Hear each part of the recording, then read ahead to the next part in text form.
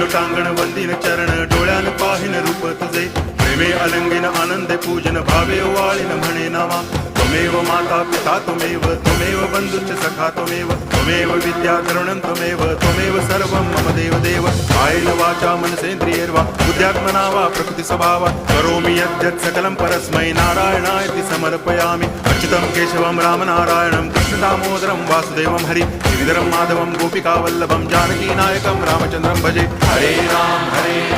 Ram Ram Hare Hare Hare Krishna